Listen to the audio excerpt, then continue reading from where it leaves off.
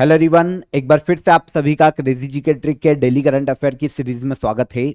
आइए सेशन को शुरू करेंगे। 9 दिसंबर के सभी करंट अफेयर को आज के सेशन में हम डिटेल में डिस्कस करेंगे। एक एक फैक्ट को, एक एक क्वेश्चन को ध्यान से सुनिए, रिलैक्स होकर पूरे सेशन को देखिएगा, इंपॉर्टेंट है एग्जाम के पॉइंट ऑफ व्यू से। पीडीएफ आपको क्रेजी जीके ट्रिक के एप्लीकेशन पर मिलेगी, तो आप प्ले स्टोर से क्रेजी जीके ट्रिक के एप्लीकेशन को डाउनलोड कर लीजिए। Free of cost daily current affair की जो पीडीएफ है आपको वहां पर रोज अवेलेबल हो जाती है, तो वहां से आप इसे कलेक्ट कर लीजिएगा। चलिए शुरू करते हैं 9 दिसंबर के करंट अफेयर में। सबसे पहला इंपॉर्टेंट करंट अफेयर आपके लिए, दिसंबर 2024 में एशियाई क्रिकेट परिषद के नए अध्यक्ष के रूप में किसे नियुक्त किया गया। देखिए यह क्वेश्चन इंपॉर्टेंट इसलिए भी हो जाता है क्योंकि अभी तक एशियाई क्रिकेट काउंसिल के अध्यक्ष इंडिया के थे जय शाह, लेकिन जय शाह को आप सभी को पता है कि आईसीसी का अध्यक्ष नियुक्त कर दिया गया है। 1 दिसंबर को ही जय शाह ने आईसीसी के अध्यक्ष का पद संभाला है, जिसके बाद एशियन क्रिकेट काउंसिल का जो अध्यक्ष पद था वो खाली था। अब यहां पर अध्यक्ष के रूप में अपॉइंट किया गया शम्मी सिल्वा को। शम्मी सिल्वा की बात करें तो ये श्रीलंका से बिलोंग करते हैं। कहां से? श्रीलंका। श्रीलंकन जो क्रिकेट बोर्ड है उसके अध्यक्ष रह चुके हैं, अब एशियाई क्रिकेट काउंसिल के अध्यक्ष बने हैं शम्मी सिल्वा। ठीक है, पहले भी क्वेश्चन एग्जाम में पूछा गया है, रेफरेंस क्वेश्चन मैं आपको यहां पर दे देता हूं। एशियाई क्रिकेट परिषद से ही अध्यक्ष का क्वेश्चन पहले पूछा गया था, तो उम्मीद है कि यह क्वेश्चन एग्जाम में हमें देखने को मिल सकता है। एशियन क्रिकेट काउंसिल, ठीक है, एशिया में क्रिकेट खेलों का आयोजन करवाने वाली गवर्निंग बॉडी है। ठीक है, क्रिकेट खेलों का एशिया में आयोजन करवाती है। इसके हाल ही में अध्यक्ष शम्मी सिल्वा नियुक्त किए गए हैं। शम्मी सिल्वा जय शाह के स्थान पर एशियन क्रिकेट काउंसिल के नए अध्यक्ष बने हैं।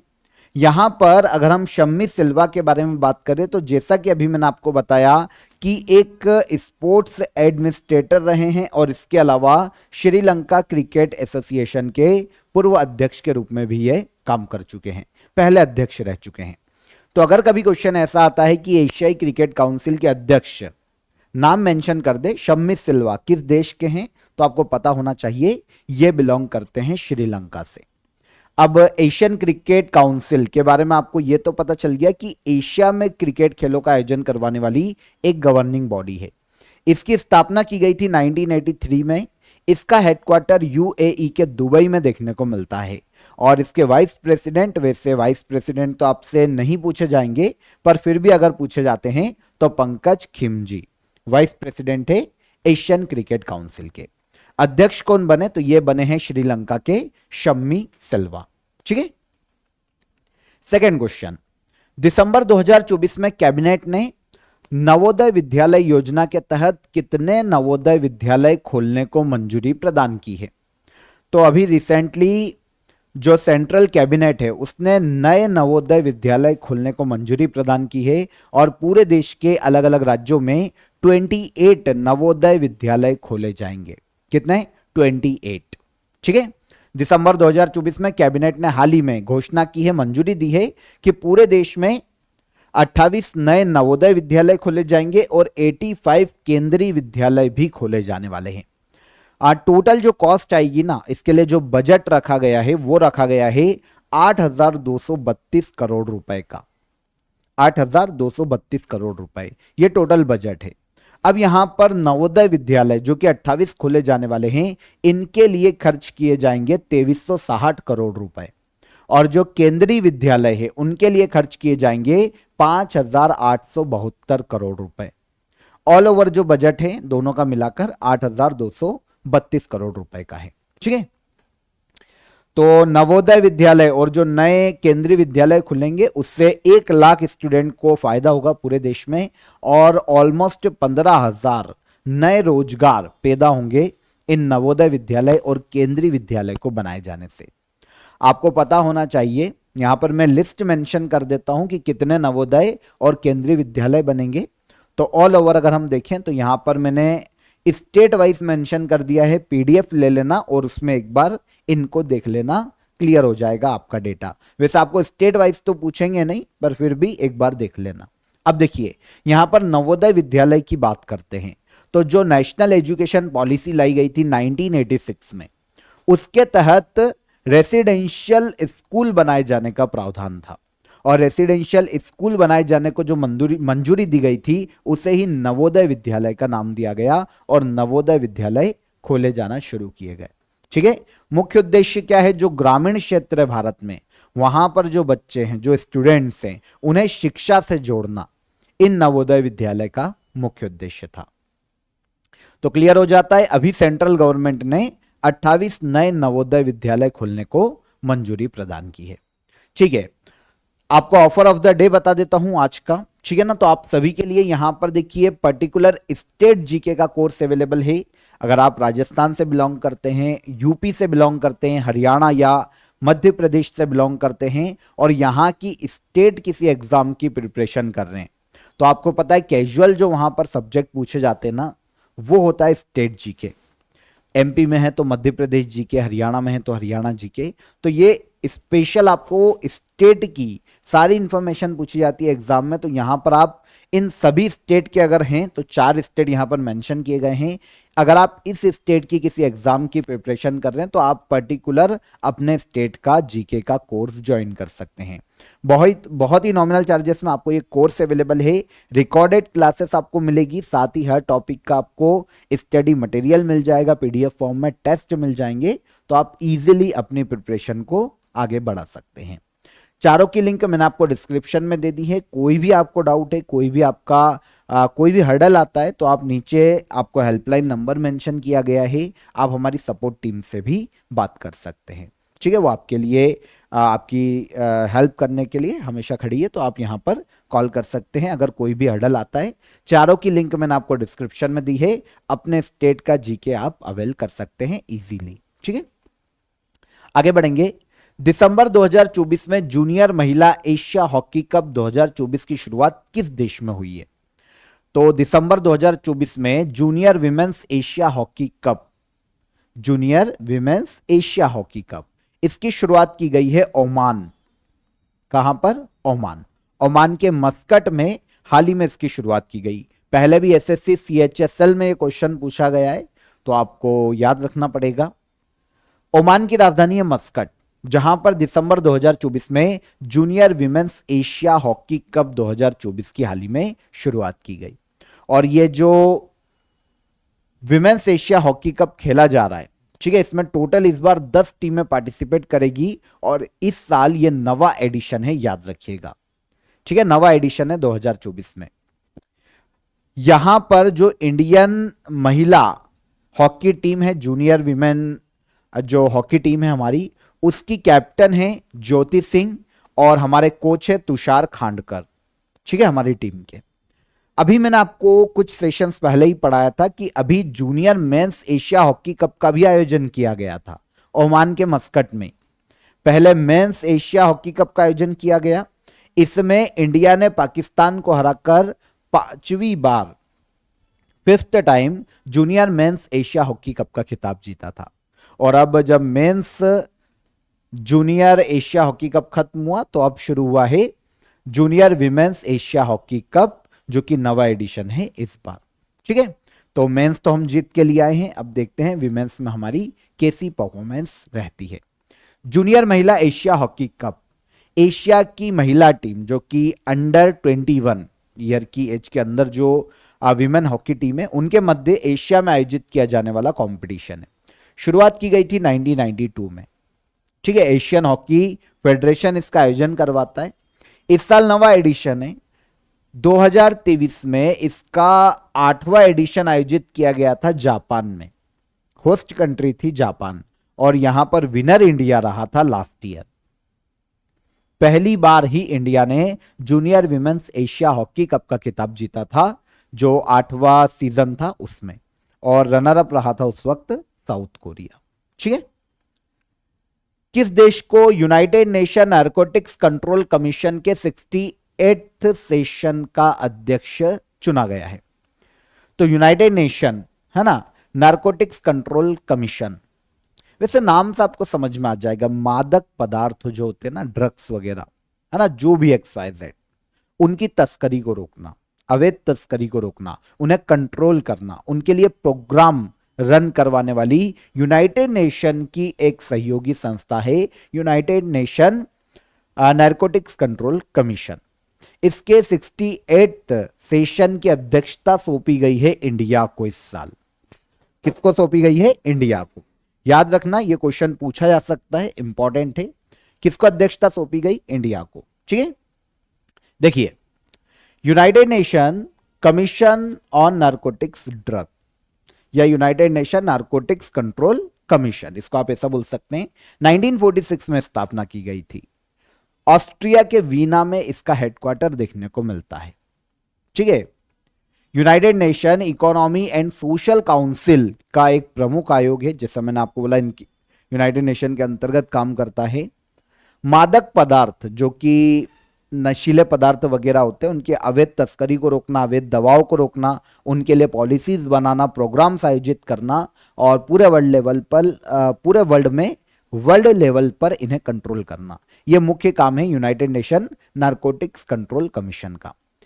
1946 में स्थापना हो गई थी। अब इसका जो 68th सेशन है ना, इसकी अध्यक्षता सौंपी गई है इंडिया को। अब इंटरेस्टिंग यह है कि पहली बार ही इंडिया को इसकी अध्यक्षता सौंपी गई है।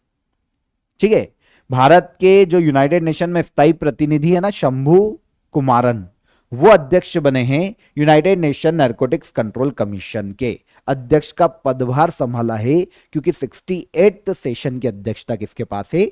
इंडिया के पास। ठीक है, भारतीय सशस्त्र सेना झंडा दिवस कब मनाया जाता है? तो Indian armed force flag day observe किया जाता है हर साल 7 दिसंबर को। 7 दिसंबर को मनाया जाता है। भारत में तीनों सेनाएं, हमारी जो आर्म्ड फोर्स है, थल सेना, जल सेना, वायु सेना, इनके प्रति सम्मान व्यक्त करना, इनके जो जवान हैं उनके प्रति सम्मान व्यक्त करना मुख्य उद्देश्य है Indian armed force flag day को मनाए जाने का। वैसे जब 1949 में इसकी शुरुआत की गई थी ना, तो इसे मनाने का जो उद्देश्य था वो हमारे आर्म्ड फोर्स के कल्याण के लिए धन जुटाना था। धन जुटाने के उद्देश्य से इसे शुरू किया गया था। अब हमारी भारतीय सेना, तीनों जो हमारी सेनाएं आर्म्ड फोर्स है, उनके जवानों का सम्मान करना और जिन्होंने बलिदान दे दिया है तीनों सेनाओं में काम करते हुए, उनके जीवन को समर्पित, अपने अपने जीवन को जिन्होंने भी देश के लिए समर्पित किया है, उनको याद करना और उनकी सुरक्षा के लिए, जो कि हमारे देश की सुरक्षा में लगे हुए हैं, उनके सम्मान में मनाया जाता है Indian armed force flag day. कब मनाया जाता है? तो 7 दिसंबर को। ठीक है, आपको पता चल गया हमारी तीनों सेनाएं आर्म्ड फोर्स कौन कौन सी है। अब इस डे के अलावा एक इंटरनेशनल सिविल एविएशन डे भी 7 दिसंबर को ही मनाया जाता है, और एक और इंटरनेशनल चीता डे या फिर अंतर्राष्ट्रीय चीता डे की अगर दिवस की हम बात करें तो ये 4 दिसंबर को मनाया जाता है। इनको भी आप याद रख लेना। और आपको मृदा दिवस तो बता ही दिया था, अंतर्राष्ट्रीय मृदा दिवस 5 दिसंबर को, वो भी इंपॉर्टेंट है। किस राज्य से स्वास्थ्य मंत्री, जो हमारे हेल्थ मिनिस्टर है जेपी नड्डा, उन्होंने 100 दिवसीय सघन टीबी अभियान की शुरुआत की है? तो पहली चीज, जेपी नड्डा हमारे हेल्थ मिनिस्टर हैं। इन्होंने हरियाणा राज्य से हाल ही में 100 दिवसीय सघन टीबी अभियान की शुरुआत की है। आपको पता है टीबी, बात करेंगे, बैक्टीरिया से होने वाला रोग है, हम बात करेंगे, लेकिन पहले हमारे क्वेश्चन का आंसर हम डिटेल में डिस्कस कर लेते हैं। यूनियन हेल्थ मिनिस्टर है हमारे वर्तमान में जेपी नड्डा। इन्होंने 7 दिसंबर 2024 को हरियाणा के पंचकूला से 100 दिवसीय सघन टीबी अभियान की शुरुआत की है। पूरे भारत में 33 स्टेट और यूनियन टेरिटरीज के 347 जिलों में इसे चलाया जाएगा, ताकि टीबी रोग के प्रति, टीबी डिसीज के प्रति अवेयरनेस फैलाई जा सके पूरे इंडिया में। ठीक है, भारत में जो राष्ट्रीय स्वास्थ्य नीति है उसके तहत 2025 तक टीबी उन्मूलन के लक्ष्य को हासिल करने के लिए यह कैंपेन शुरू किया गया है। भारत के हेल्थ मिनिस्टर जेपी नड्डा ने इसकी शुरुआत की है हरियाणा के पंचकुला से। 100 दिवसीय सघन टीबी कैंपेन। ठीक है, उद्देश्य टीबी डिसीज अगर किसी को हो जाती है तो जल्द से जल्द उसे डिटेक्ट करना। लोग अवेयर होंगे तब जाकर जांच करवाएंगे, और ऑब्वियस सी बात है उसके बाद जल्द से जल्द डिटेक्ट करना। टीबी के लक्षण शुरुआती दौर में पता चलना चाहिए ताकि उसका इलाज जल्द से जल्द लिया जा सके। इसके अलावा निदान में देरी जो होती है उसको कम करना। इतने इक्विपमेंट, इतनी दवाइयां होना चाहिए टीबी के लिए कि फटाफट उसका इलाज किया जा सके, और इलाज के बाद जो हमें रिजल्ट मिल रहा है भाई वो भी सुधरे कहीं ना कहीं। तो ये मुख्य उद्देश्य इस कैंपेन को चलाए जाने का, जो कि जेपी नड्डा ने शुरू किया है। टीबी की यहां पर बात कर लेते हैं। तो एक बैक्टीरिया होता है माइकोबैक्टीरियम ट्यूबरक्यूलोसिस, टीबी का पूरा नाम है, ध्यान रखना है ना। सॉरी, ये एक बैक्टीरिया का नाम है पूरा, माइकोबैक्टीरियम ट्यूबरक्लोसिस। तो इस नाम का जो बैक्टीरिया है इसके कारण होने वाला रोग है ट्यूबरक्लोसिस, जिसे शॉर्ट में कहा जाता है टीबी, है ना।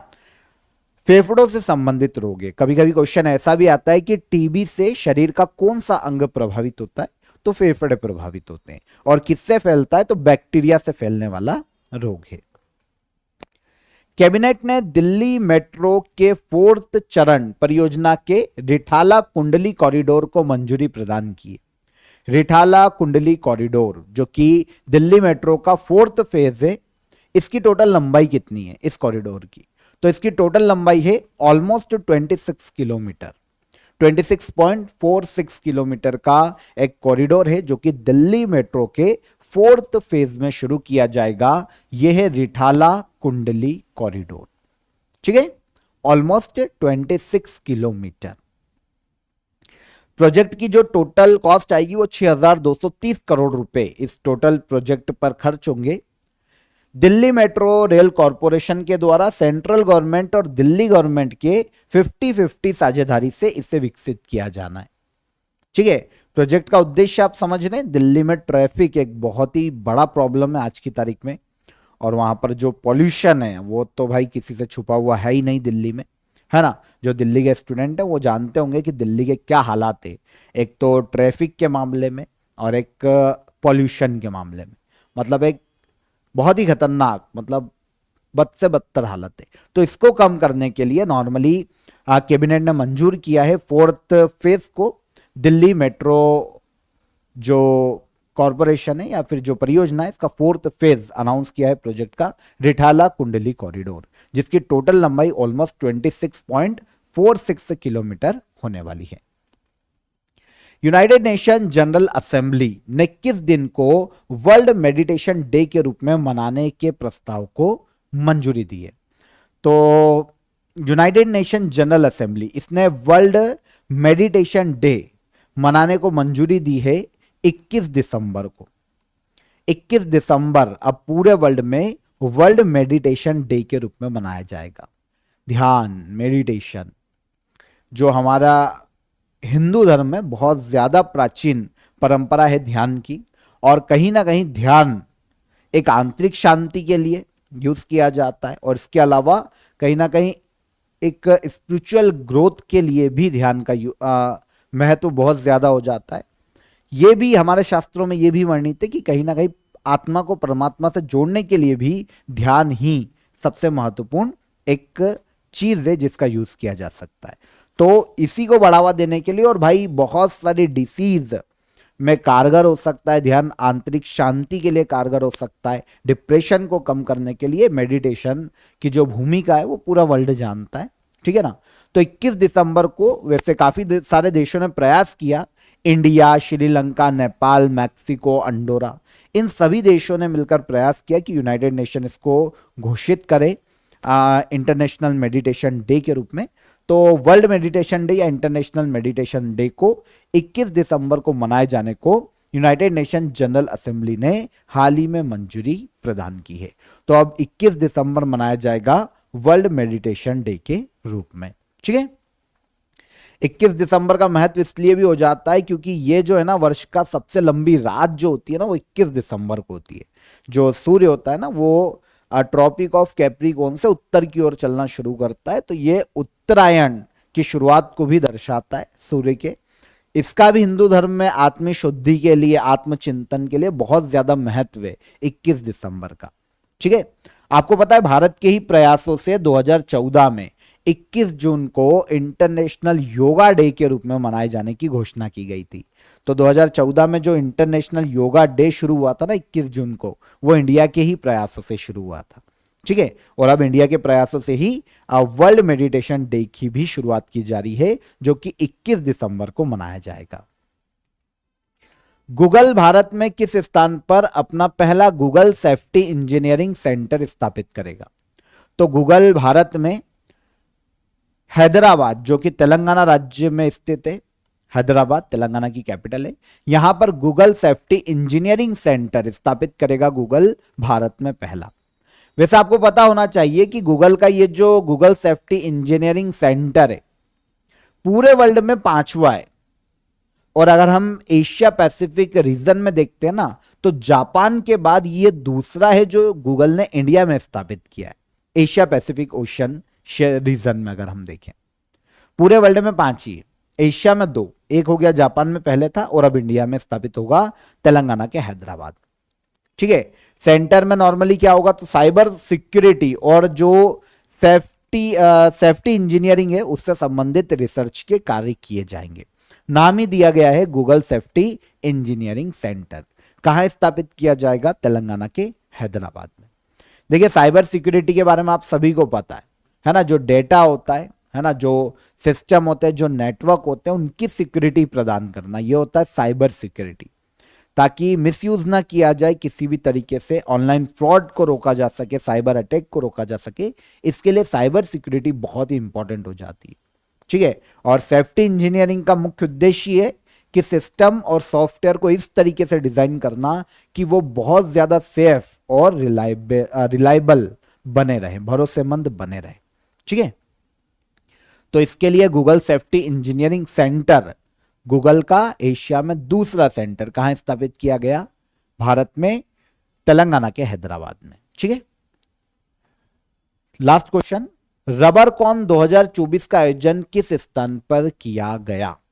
तो ये कॉन्फ्रेंस है, समझो, रबर उद्योग को बढ़ावा देने के लिए, जो रबर इंडस्ट्री है उसको बढ़ावा देने के लिए कॉन्फ्रेंस है रबरकॉन 2024। इसका आयोजन किया गया है केरल के कोच्चि में। इंटरनेशनल रबर कॉन्फ्रेंस ही रबरकॉन 2024 के नाम से जानी जाती है, रबरकॉन के नाम से। आयोजन कहां किया गया? केरल के कोच्चि में। थीम की बात करें तो sustainable development in the rubber industry challenge and opportunities 2024 में रबरकॉन 2024 कॉन्फ्रेंस की थीम है।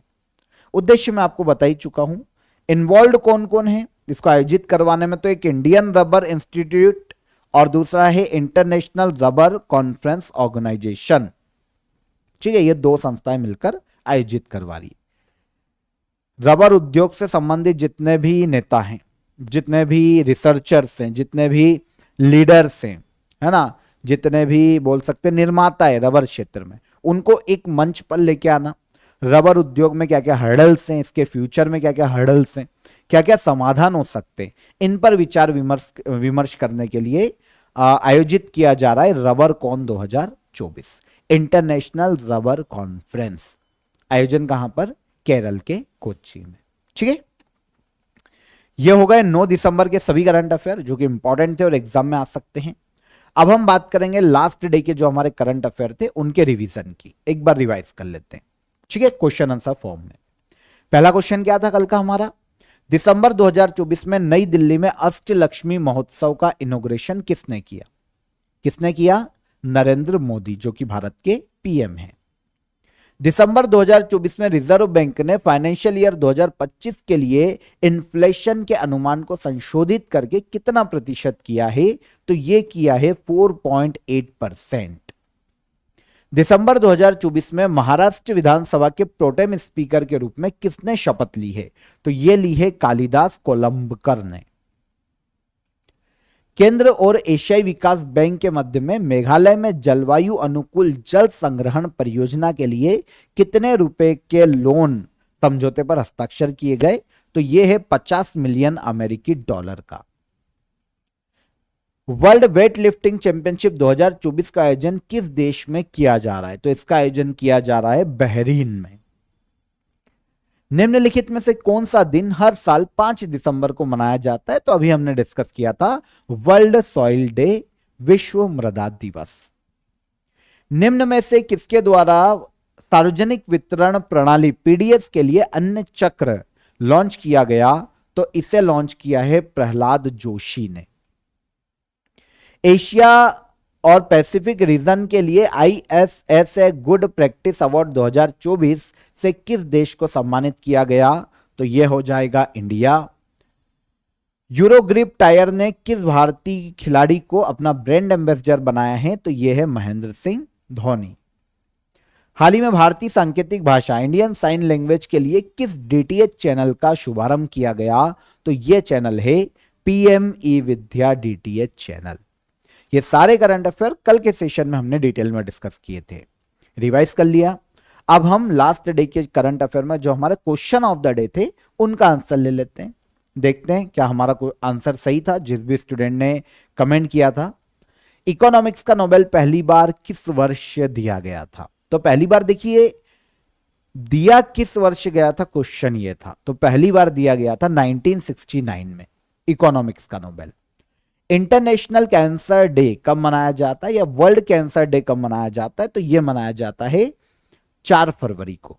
और असहयोग आंदोलन के समय भारत के वायसराय कौन थे? तो असहयोग आंदोलन के समय भारत के वायसराय थे लॉर्ड चेम्सफोर्ड 1920 में। ठीक है, तो ये तीनों क्वेश्चन के आंसर हमको मिल जाते हैं। अब आज के लिए क्वेश्चन ऑफ द डे, इतिहास में किस वर्ष पहली बार दिल्ली को भारत की राजधानी बनाया गया था? बनाया गया था पूछा गया है, ठीक है। बाबरनामा की रचना किसने की है? और जय संहिता किस ग्रंथ का प्राचीन नाम है? जय संहिता किस ग्रंथ का प्राचीन नाम है? तीनों ही क्वेश्चन को ध्यान से नोट कीजिए, कमेंट में आंसर कीजिएगा। सेशन कैसा लगा ये भी बताते जाइएगा। पसंद आया हो तो लाइक और शेयर कर दीजिए। चैनल पर पहली बार आए हैं तो चैनल को सब्सक्राइब कर लीजिए। फिर मुलाकात करेंगे नेक्स्ट डे के करंट अफेयर में। तब तक अपना ख्याल रखिएगा। जय हिंद, जय भारत।